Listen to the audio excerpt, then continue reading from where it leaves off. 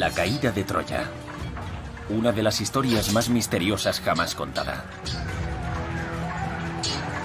La guerra a las puertas de la ciudad había transcurrido durante 10 años. Griegos luchando contra troyanos. La poderosa ciudad permanecía inalterable. Sus muros parecían impenetrables. Hasta que los troyanos recibieron un fatídico regalo. En las entrañas del inmenso caballo de madera que arrastraron al interior de la ciudad se escondían los mejores soldados griegos, y estos sellaron la caída de la ciudad.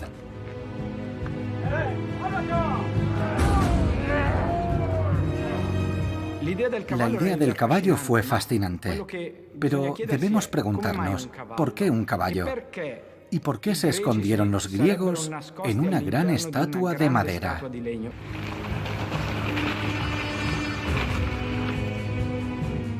Hay que tener una mente abierta para comprender mejor los mitos antiguos. La historia del caballo de Troya sigue alimentando nuestra imaginación en la actualidad. Los mitos se crearon para ayudar a vivir a la gente. Durante miles de años, el caballo de Troya fue un plan valiente, un símbolo de astucia y de traición. Esta imagen está impresa en nuestra memoria cultural e incluso ha llegado a colarse en el vocabulario informático. Pero ¿y si en realidad el caballo no era un caballo? El caballo de Troya, tras el rastro de un mito.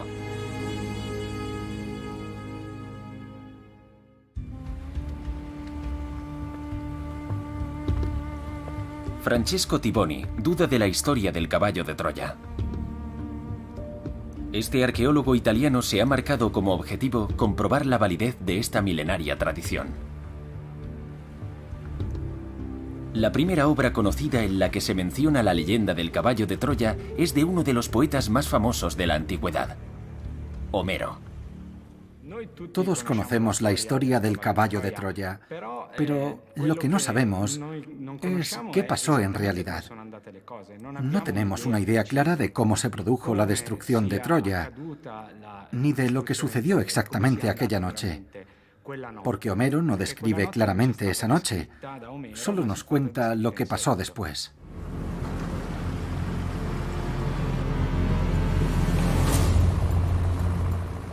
Francesco Tiboni es un arqueólogo subacuático. Está especializado en la construcción de buques y en navegación. Todos los buques antiguos naufragados que se han ido encontrando arrojan algo más de luz sobre el pasado. Tal vez algún día se encuentre algo en las profundidades del Mediterráneo que ayude a Tiboni a investigar la historia de Troya. Una de sus fuentes más importantes son los antiguos poemas épicos, y parece que en ellos las dudas sobre la historia del caballo de Troya ya existían entonces. Una de las cuestiones principales es saber si hay algo de realidad en esa descripción. A lo largo de la historia ha habido varios escritores que se han preguntado si realmente el caballo era un caballo. El escritor romano Plinio el Viejo sospecha que la máquina de guerra era más bien algún tipo de ariete. Euforión, un poeta griego, escribió en el año 400 a.C. que los griegos tenían un barco al que llamaban caballo.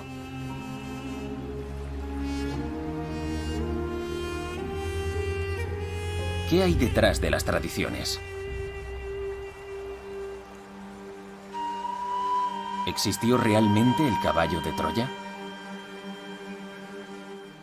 Los poemas épicos de Homero nos hablan del final de la Edad de Bronce, alrededor del año 1200 a.C. Es una época de crisis y llena de conflictos, en la cual una de las civilizaciones más avanzadas y poderosas desapareció, la civilización micénica. Los rapsodas o cantores griegos nos transmitieron historias de guerras, héroes y dioses. Entre estos rapsodas se encuentra el poeta Homero y su descripción del mundo griego. Hablamos de textos que servían para definir su cultura, su propia identidad, su mundo, sus reflexiones. En realidad, desde un punto de vista cultural e histórico, eran procesos extraordinariamente complejos. Creo que nos resulta difícil imaginar este mundo mítico. Lo que quedaba para la gente de aquella época era el recuerdo de su propio pasado. El caballo de Troya es un mito. Es un mito que cuenta Homero y lo cuenta basándose en muchos cientos de años de tradición oral. En un periodo alrededor del año 1200 a.C., durante la Edad de Bronce, se hundió la próspera civilización micénica. En esa época ya existía un pueblo avanzado con palacios, con reyes y con relaciones comerciales, con todo eso. Pero se hundió, se perdió toda su escritura, todas sus estructuras, sus contactos comerciales, su sistema económico y se volvió un sistema de civilización mucho más simple. Tras el fin de esa época dorada, comenzó otra que se conoce como la Edad Oscura. No fue hasta más de 400 años después cuando Homero saltó a la palestra mundial. Fue el primero en escribir las historias de los griegos, la Ilíada y la Odisea, que se convirtieron en mitos de ese siglo. A día de hoy aún siguen fascinándonos.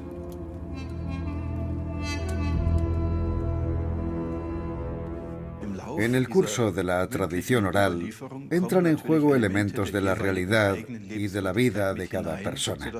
En todo lo que escribe Homero debemos tener en cuenta si se refiere a algo que se ha ido transmitiendo desde la Edad de Bronce o si describe la realidad de su propia época. Ambas realidades están ahí.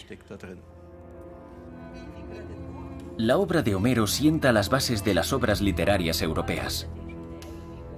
El viaje del héroe en busca de fama y gloria a cualquier precio.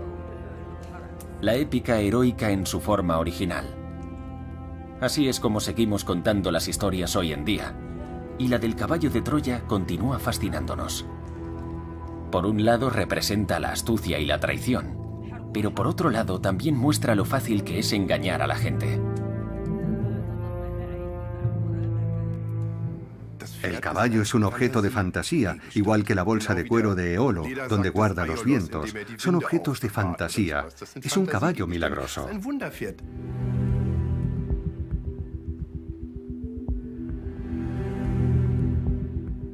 Incluso durante la antigüedad, la imagen del caballo de Troya fue cambiando a lo largo de distintas descripciones, copias y traducciones. Los textos originales de Homero ya no están disponibles. Las primeras copias se conservan cuidadosamente y apenas se pueden consultar.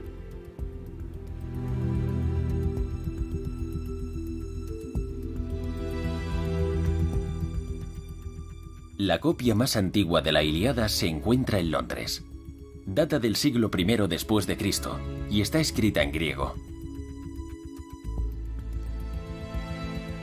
El papiro narra la historia que nos ha cautivado como ninguna otra a lo largo de más de 2500 años. Consta de 24 cantos y de más de 15.000 versos. Es una idea fascinante, por supuesto, y si fuera solamente una historia funcionaría como tal. Pero cuando hablamos de Homero, debemos pensar que se trata de algo más que una historia, porque Homero es como un libro sagrado, y en un libro sagrado debe de haber algo de verdad. La Ilíada habla del conflicto entre griegos y troyanos. La guerra surge inicialmente entre Esparta y Troya, y el mundo de los dioses también está involucrado. El causante de la guerra de Troya fue París. Era el hijo de Príamo, el rey de Troya.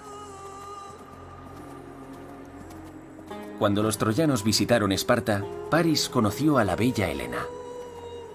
Esta no solo era la esposa del rey, sino que además estaba considerada como la mujer más hermosa del mundo. Para París fue amor a primera vista. Decidió secuestrar a Helena y llevársela a su tierra.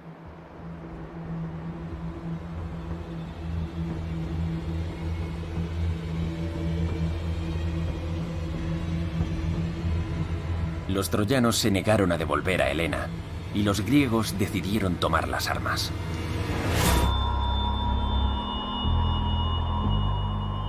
Una impresionante flota de unos 1.200 barcos zarpó hacia Troya.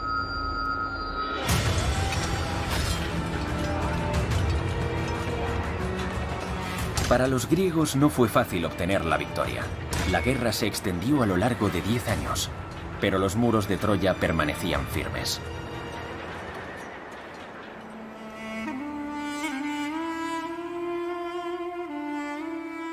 En esa guerra interminable, los atacantes comenzaban a cansarse y empezaron a surgir motines.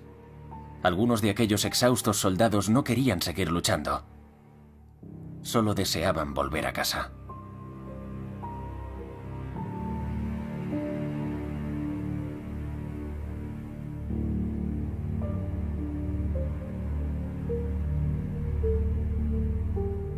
Nueve años cumpliéronse ya del gran Zeus.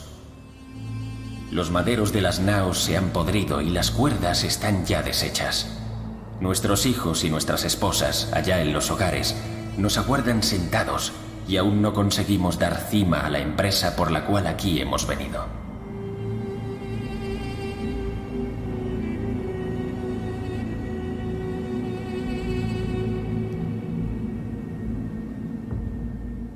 Escapemos en nuestros navíos con rumbo a la patria, porque no tomaremos ya Ilión, la ciudad de anchas calles.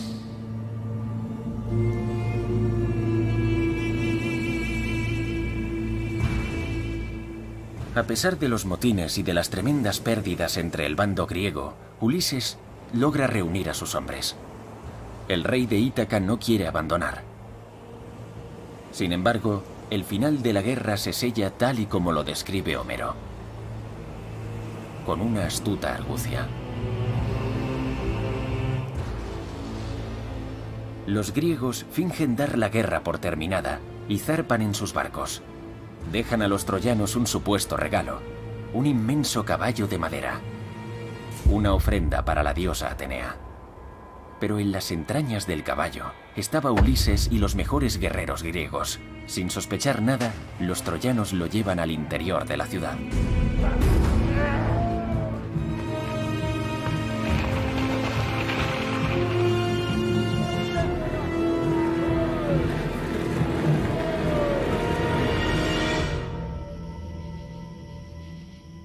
Por la noche, los hombres salen sigilosamente del interior de aquel caballo de madera y sellan el sangriento final de Troya.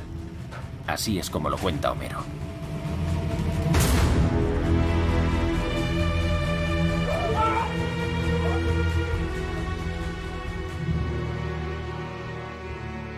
Si alguien intenta buscar una descripción más exacta de esa noche en sus textos, hay un problema.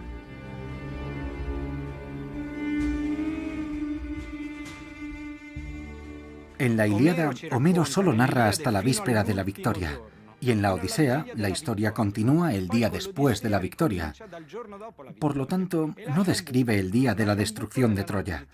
De hecho, el caballo de Troya, el engaño, esa gran máquina, ese gran misterio, ese mito, Homero no lo menciona en la Ilíada, probablemente porque no era una parte fundamental de la historia. La Ilíada de Homero es un callejón sin salida. Para encontrar más testimonios del caballo de Troya, Francesco Tiboni tiene que seguir buscando.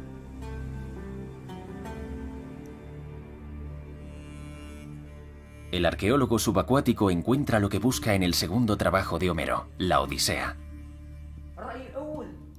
La obra comienza tras la caída de Troya y narra el viaje de vuelta a casa de Ulises marcado por la ira de los dioses.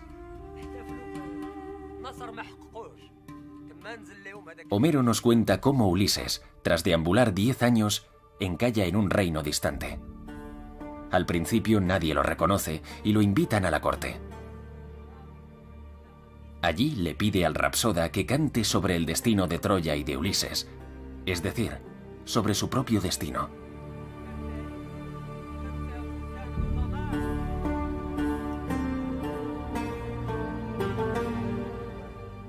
El rapsoda describe la desgracia de los troyanos. cómo metieron el caballo de madera en la ciudad, cómo los griegos salieron del caballo y entraron en la fortificada ciudad de Troya. A Francesco Tiboni le sorprende esa somera descripción del caballo de madera. No nos da una descripción del caballo, no tenemos ningún tipo de detalle. En la Odisea, Homero no describe el caballo. No sabemos qué aspecto tenía, cuál era su tamaño, si tenía cabeza, patas, no sabemos nada. Y eso es extraño porque está claro que Homero, como escritor, era muy meticuloso y muy exacto en sus descripciones. Pero en lo que respecta al caballo, es poco preciso. Si el caballo de madera fue tan decisivo en la guerra, ¿por qué Homero apenas lo describe? En la copia de la Odisea, en griego antiguo, aparece como Dourateos Hippos. All'aghi dei metalli, Caipu, Cosmo, Aeson Durateo, Tonepeios e Poiesen Sinaten. Para Francesco Tiboni, esta es la parte decisiva del texto. Homero habla de un Dourateos Hippos que se fue convirtiendo en un caballo hecho de madera a lo largo de los siglos. ¿Qué significa exactamente Dourateos Hippos? ¿A qué se refiere?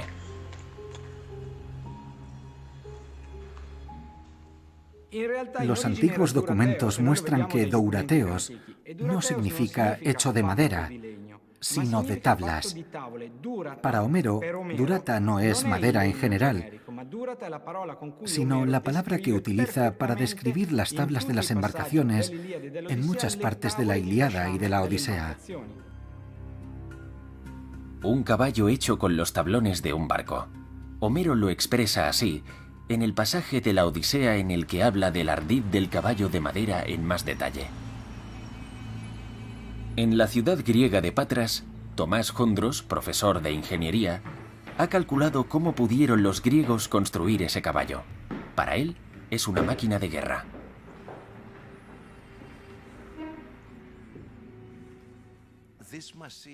Esta máquina fue diseñada para resolver un problema concreto de aquella guerra. En realidad, ese caballo de madera es un diseño primitivo. Tuvieron que inventar una herramienta específica para resolver el asedio de 10 años a la ciudad de Troya. Cuando los griegos partieron a Troya, probablemente no pensaron que iban a construir un caballo de madera, una máquina de guerra. Pero como su inmensa flota requería de un mantenimiento constante, había muchos constructores de barcos. Epeo, que fue quien diseñó el caballo de madera de Troya, era el arquitecto naval jefe del ejército griego durante la guerra de Troya.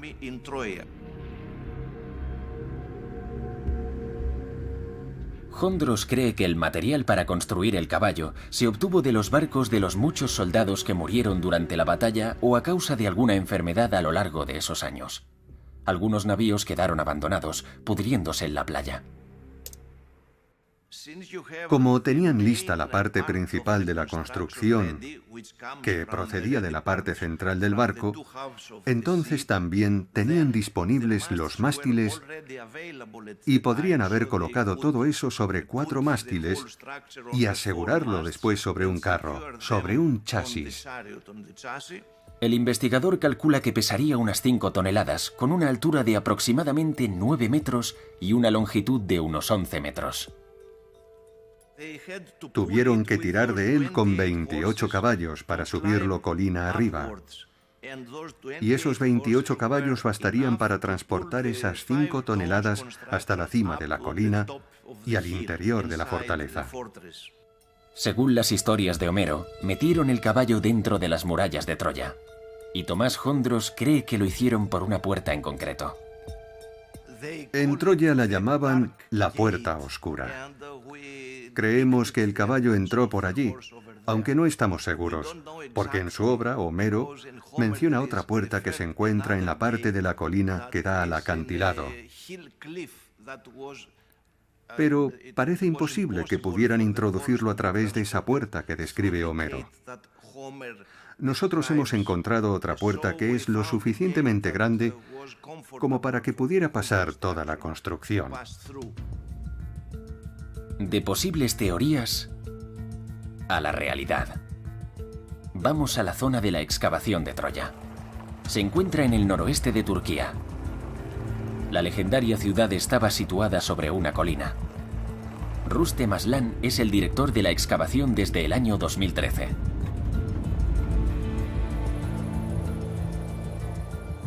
Hace 3000 años, Troya se convirtió en un lugar insignificante. Y siguió así hasta que los arqueólogos descubrieron sus ruinas unos 200 años atrás. El imponente complejo da fe del antiguo poder de la ciudad.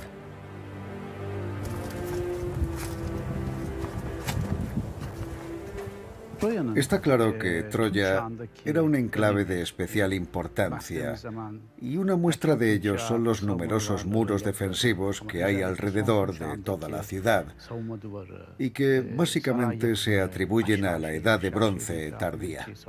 Eso demuestra que Troya tomó medidas para protegerse de posibles enemigos. Situada en una ubicación estratégica, Troya era un lugar que todo el mundo quería controlar. La ciudad de Troya yace en los Dardanelos, la única ruta marina entre el Mediterráneo y el Mar Negro. Fue una importante ruta comercial a finales de la Edad de Bronce. En esa época, Troya controlaba el tráfico de barcos, imponía tarifas aduaneras y se convirtió en una floreciente metrópolis. En 1870, un arqueólogo alemán partió en busca de la legendaria ciudad. Heinrich Schliemann sospechaba que la Troya de Homero estaba en la colina de Isalirk.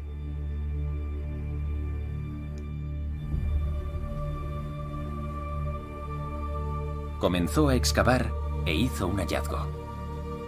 Schliemann tuvo éxito y descubrió las distintas capas de asentamientos. Su hallazgo causó sensación mundial.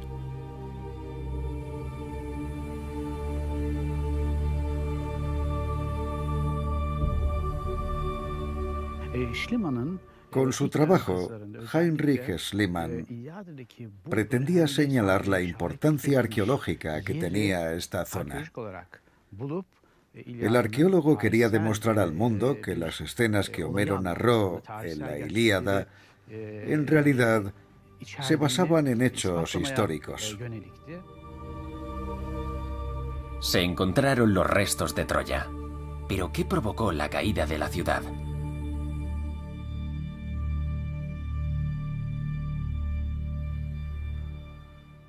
La Ilíada de Homero describe cómo Helena, Príamo y Paris contemplaban la batalla desde la muralla de la ciudad. Veían a los guerreros troyanos intentando reconquistar la zona inferior de la ciudad. Esta es una de las más importantes y trágicas escenas de la Ilíada. Según Homero, la guerra acaba con el apogeo de Troya. Las investigaciones permiten llegar a varias conclusiones. ¿Fue un gran golpe final lo que selló el destino de la ciudad o fue una larga serie de agotadoras batallas y desastres naturales? Los arqueólogos hallaron señales claras de destrucción, especialmente en la puerta sur de la ciudad. Todos los objetos que se encontraron, como por ejemplo puntas de flechas, otro tipo de herramientas de guerra y esqueletos, aunque tampoco fueron demasiados, demuestran que todos estos cuerpos no fueron enterrados, sino que simplemente los dejaron allí. Todo apunta a que la ciudad de Troya fue destruida en una sola guerra, durante un incendio, o quizá en un ataque desde el exterior. Troya era como una fortaleza. En algunos lugares, los muros interiores de la ciudad medían 5 metros de grosor y 10 metros de altura. Eran inexpugnables para las armas de la época. Solo gracias a su astucia, los griegos pudieron superar ese obstáculo. ¿Pero es posible que pudieran engañar a los troyanos con un caballo de madera? Se han hallado muchos huesos de caballos de la última fase de la Edad de Bronce. Eso nos demuestra que los caballos tenían una gran importancia para los troyanos. En la Ilíada, Homero también nos cuenta que en Troya había unos ponis preciosos, unos caballos preciosos.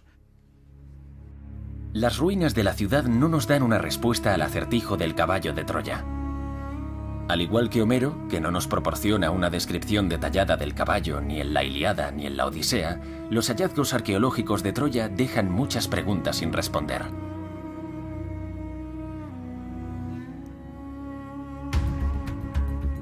Francesco Tivoni no llegó muy lejos siguiendo el rastro del caballo, de Lipos. Tal vez el término dourateos, hecho de tablones, le dé alguna pista. En Malta se reúne con el arqueólogo marino Tim Gambin. Este investigador está explorando un naufragio de la época de Homero. Estábamos utilizando un sonar de alta resolución para explorar la zona de la bahía de Xlendi y nos llamó la atención algo que encontramos por aquí y que ha resultado ser un precioso navío antiguo. Ahora mismo se le considera el más viejo del Mediterráneo central. La inmersión es complicada, y no solo a nivel técnico, también físicamente.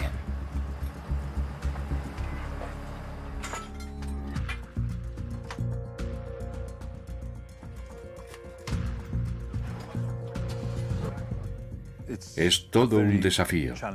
Se encuentra a una profundidad de 110 metros. Nuestra lancha está atada directamente al barco naufragado. Los buzos tardan unos 8 minutos en descender. Si podemos estar un máximo de 12 minutos en la zona, después de esos 12 minutos los buzos llevarían ya 20 minutos bajo el agua, así que deberían comenzar a ascender lentamente.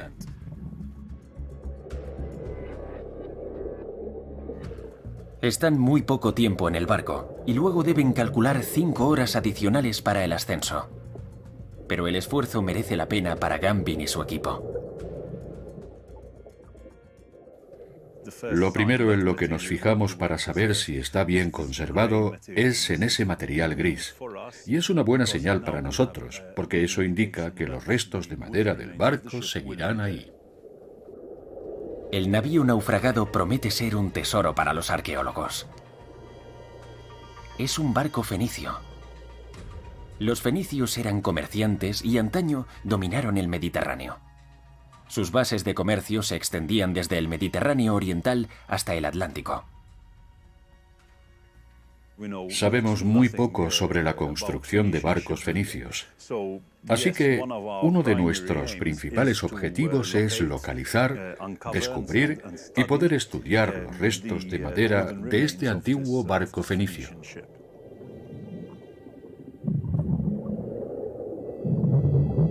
Pasarán varios años antes de que puedan rescatar el barco.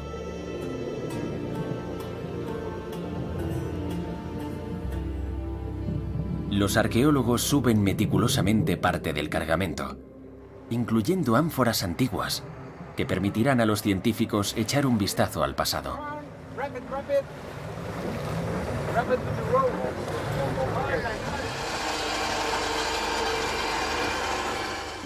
Esta ánfora tiene 2700 años de antigüedad.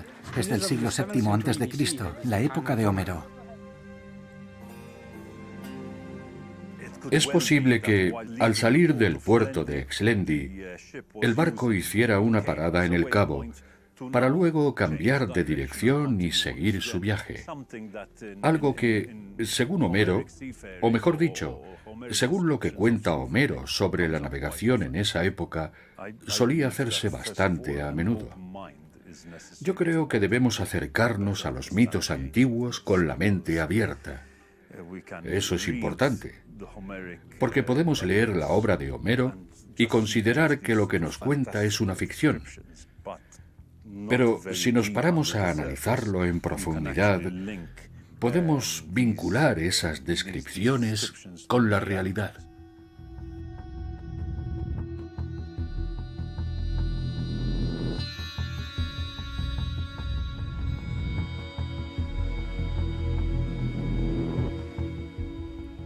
Homero menciona que los fenicios eran hábiles navegantes. Sin embargo, nunca se han hallado planos de construcción de sus barcos. Francesco Tivoni ha encontrado unas representaciones de barcos fenicios. Son antiguos relieves en los que se observan cabezas de caballo. ¿Es posible que Homero viera barcos de este tipo? Estos barcos se conocían como hipos o hipoi, que significa caballo. Medían unos 15 metros de longitud y llevaban la cabeza de un caballo en la proa o en la popa, y eran barcos de origen levantino. Sabemos muy bien que los antiguos griegos conocían ese tipo de embarcaciones. Tiboni ahora se pregunta si Homero se refería a ese tipo de barco fenicio, el hipos, cuando habla del Dourateos hipos. ¿Era el caballo de Troya un barco? La navegación juega un papel primordial en la obra de Homero. Por tanto, sus textos son una fuente importante para estudiar la navegación antigua. Osman Erkurt también consulta al poeta griego. Durante más de 30 años ha estado reuniendo datos relacionados con la construcción de barcos en la antigüedad. Homero era un gran viajero que plasmó sus viajes por escrito, así que podemos fiarnos de su palabra. Por suerte existió y es posible consultar su obra. Y por supuesto, en ese aspecto es una fuente importante para quienes queremos reconstruir un barco antiguo. Pero Homero no era constructor de barcos, sino un mero observador.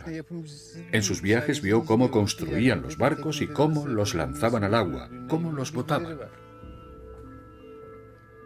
No podemos tratar este tema únicamente escribiendo artículos en libros y diarios. Lo que hacemos se llama arqueología experimental. Con nuestros proyectos solo realizamos hallazgos experimentales. Por este motivo, Osman Erkurt y su equipo están reconstruyendo barcos antiguos, incluido un hipos. Se conocen varias técnicas empleadas en la antigüedad para unir tablones. Una de ellas es la de ranura y lengüeta, y otra es la llamada técnica de lazadas. Al reconstruir el hipos, vamos adquiriendo conocimientos. Cómo se carga, cómo son las velas, cómo se usan los remos. El mejor modo de hallar respuestas es construyéndolo.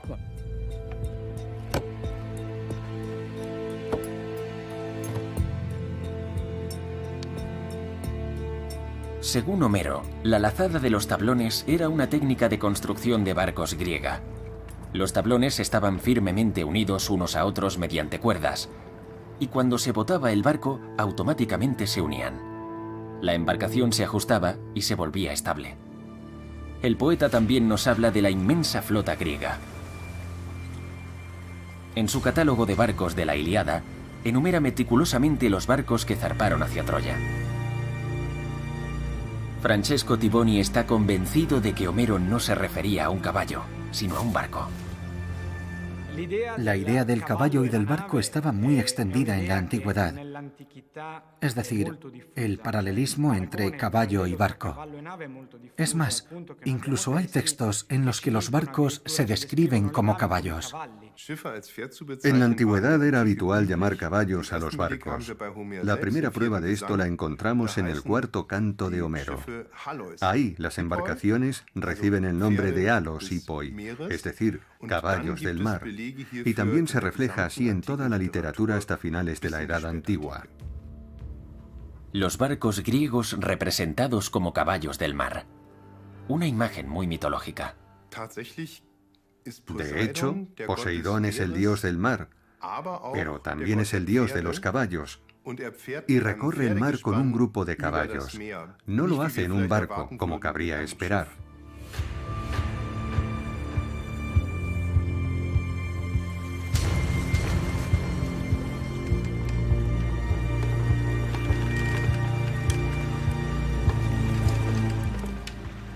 A pesar de todas estas pruebas, hay narraciones antiguas que desmontan la teoría del caballo de Troya como barco.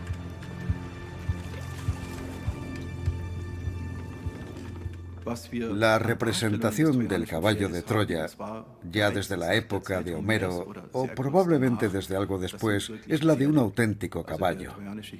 El hipos troyano era obviamente considerado un caballo por el propio Homero. Para él era un caballo. Si hubo algún malentendido entre el hipos como barco y el hipos como caballo, ese malentendido debió de producirse durante la época de la tradición oral, entre el colapso de la civilización micénica y la recuperación de la escritura durante la época de Homero.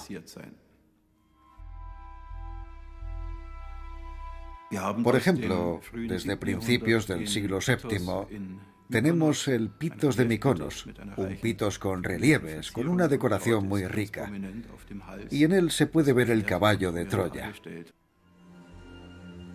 La imagen de esta vasija de arcilla sugiere que para quienes escuchaban a Homero, el hipos era un caballo desde el principio.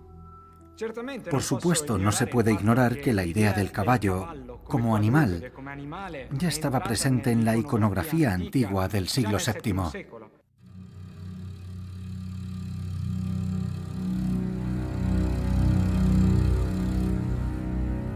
Las ilustraciones muestran caballos de Troya muy distintos, hasta en los más pequeños detalles. Para Tiboni, precisamente esto es una contradicción.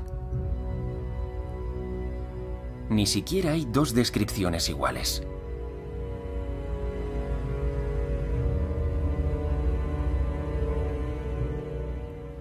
El caballo es una fantasía. Se pudo ir forjando con el tiempo. Al principio, con Homero, es todo muy simple, como la televisión en blanco y negro, pero se fue volviendo más y más colorido, y a finales de la antigüedad tendríamos un caballo en tecnicolor. Más de 600 años después de Homero, un escritor romano con una obra maestra en latín impulsa el mito del caballo de Troya. Virgilio. De hecho, el caballo es mucho más caballo en la obra de Virgilio que en la de Homero. En Homero, ese tema está relativamente en el limbo, lingüísticamente hablando. Homero podía hablar de un caballo, pero desde luego también podría tratarse de un barco. Tiboni conoce el impacto de la obra de Virgilio. Virgilio es el escritor que presentó la idea del caballo por primera vez en la cultura romana, o más bien fue quien consolidó esa historia de forma permanente.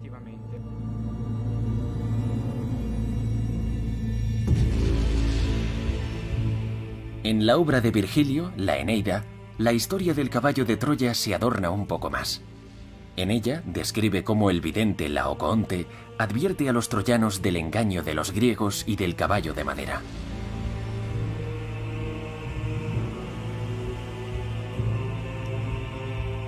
Desgraciados, desde lejos grita, ¿qué demencia a la muerte os precipita? ¿Pensáis que el enemigo nuestra tierra dejó? ¿Fiáis en sus mentidos dones? ¿Cuán poco a Ulises conocéis?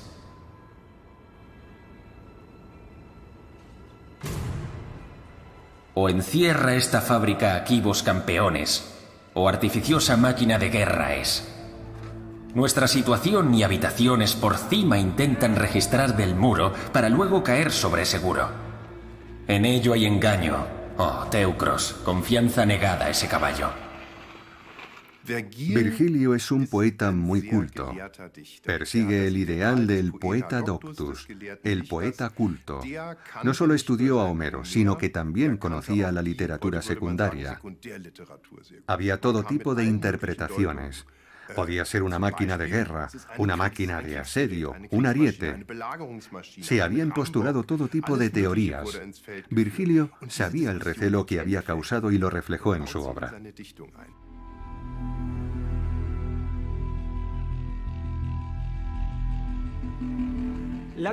Virgilio describe un caballo, hasta el punto de que traduce Durateos hippos como Equus lineus. Por lo tanto, él lo transforma en un caballo de madera.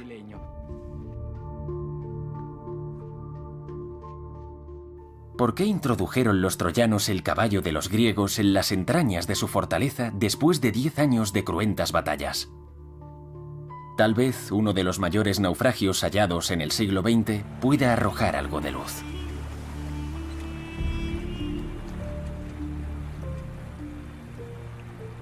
Alrededor del año 1330 a.C., un barco cargado de tesoros de varios países recorría lo que hoy en día es la costa de Turquía.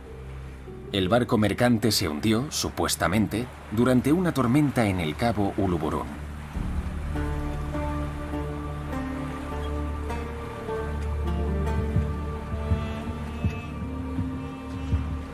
En 1982, un submarinista encontró el cargamento de un antiguo naufragio por pura casualidad.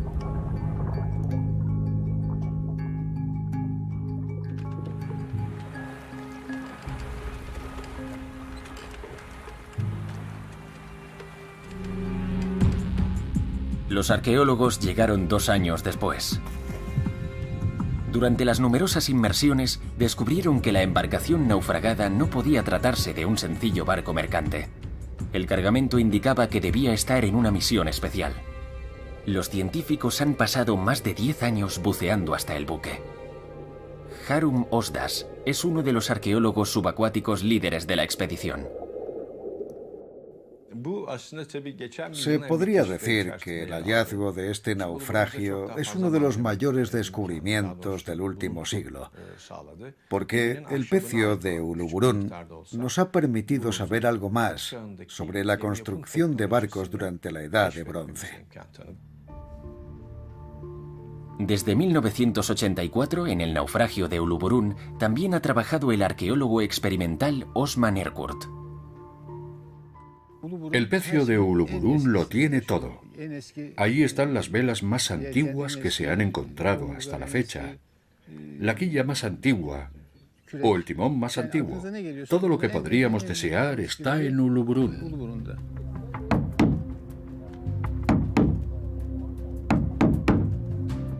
Además de información importante sobre la construcción de barcos, ofrece otro tesoro único. No era un carguero normal y corriente. En ningún otro barco hemos visto un cargamento con tal variedad de materias primas y otros objetos valiosos. Todo esto demuestra que se trataba de un intercambio. En un barco normal no te encuentras 22 anclas, 150 ánforas, 10 toneladas de cobre y 1 tonelada de estaño. Es un cargamento enorme y muy caro, incluso para hoy en día. Su destino era el Imperio Micénico.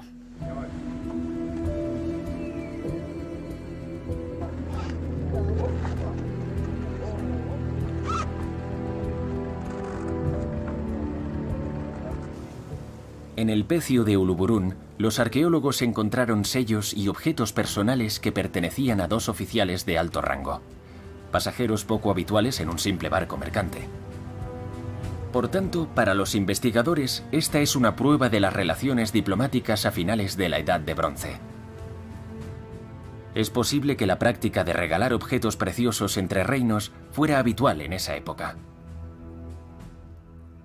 Si aceptamos que el barco de Uluburun es un regalo de un gobernante, como pago o tributo a un príncipe, entonces es crucial para investigar si la historia que rodea al caballo de Troya es verídica, porque ese barco se hundió a finales del siglo XIV a.C., es decir, un poco antes de cuando se produjo la destrucción de Troya.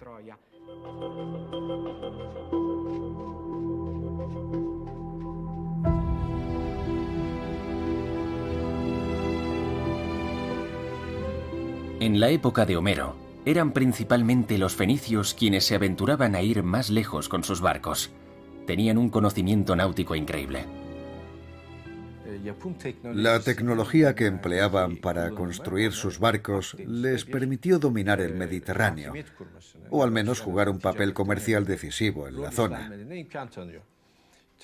Los fenicios construían sus barcos con técnicas desarrolladas por ellos mismos, entre ellos el hipos, el barco con cabeza de caballo.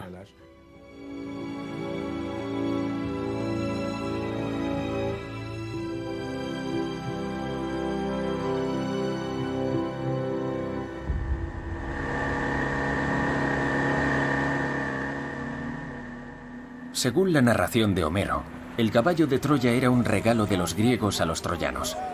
De haber sido un barco, un hipos, ¿lo habrían aceptado los troyanos como regalo? Francesco Tiboni está convencido de que así fue.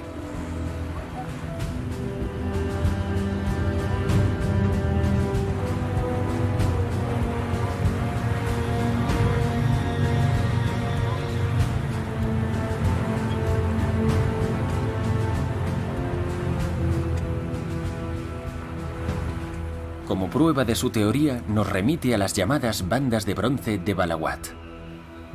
En ellas se describe el sometimiento de varios pueblos ante el rey asirio Salmanasar III, incluyendo navegantes y sus barcos. Aquí aparecen representados dos hippoi, o mejor dicho, hay 3 bandas de bronce con 2 hippoi por banda. Se trata de barcos fenicios. Podemos ver que son fenicios por sus tocados puntiagudos y su ropa. Ofrecen sus tributos tras ser derrotados en una batalla, en una guerra por el control de las vías marítimas. Es básicamente lo que sucedió en Troya. En este caso, era una guerra por el control de las rutas marítimas y el perdedor pagó su tributo con un hipos.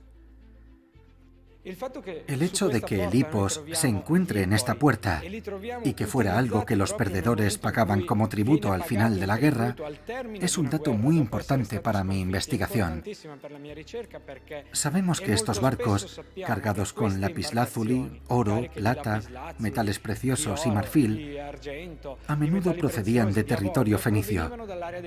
Eran barcos fenicios, hippoi fenicios o algunas embarcaciones anteriores a los hippoi que se ofrecían como tributo. Los relieves de bronce en los que aparecen los hippoi para el rey asirio datan del siglo IX a.C. Si Homero conocía esos hechos y los incluyó en sus obras, no se puede demostrar. Si suponemos que dejaron el caballo en la playa, o que ese barco llamado Caballo quedó abandonado en la playa, entonces es muy posible que los troyanos consideraran que era un regalo, un tributo de los griegos al final de la guerra.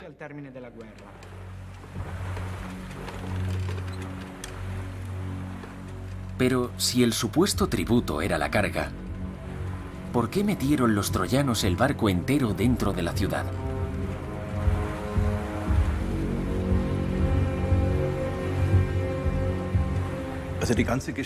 La historia solo funciona si pensamos que los griegos dejan un exvoto en la playa, una ofrenda para la diosa Atenea.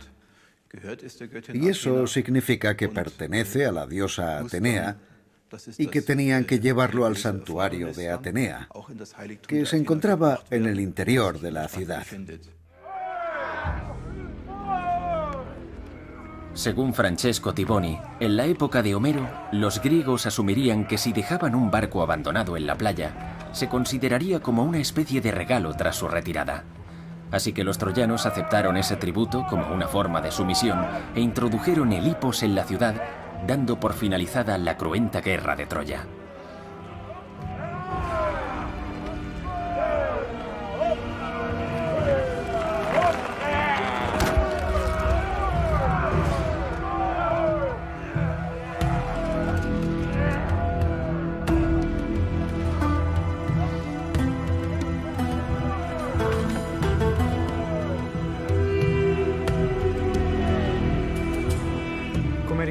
Como investigadores siempre debemos buscar la verdad.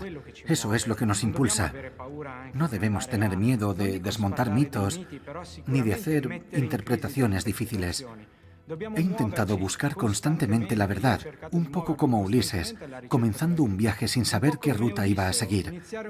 Debemos tener el coraje de seguir avanzando a pesar de ir en contra de la corriente, tratar de llegar a nuestro destino, a nuestra Ítaca, y descubrir nuestra verdad.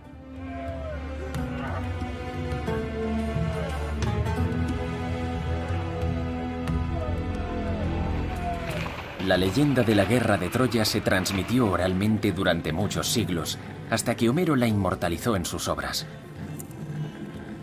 Esas historias siguen teniendo el mismo efecto en nosotros. El caballo de Troya del pasado forma parte de nuestra cultura de hoy.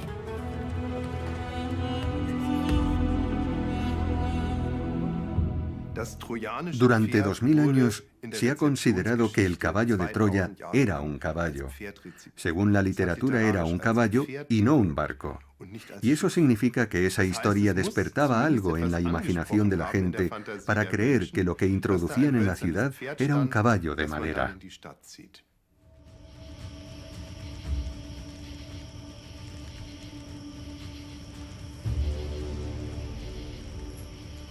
Esta es la historia del final de una ciudad legendaria, después de incontables años de sangrientas batallas a manos del astuto Ulises. Él es el héroe de Troya. Si era un hipos, un caballo del mar, o un inmenso caballo de madera lo que sirvió a los griegos como escondite para sellar la caída de Troya, no se puede demostrar a pesar de todas las investigaciones. El mito del caballo de Troya seguirá vivo.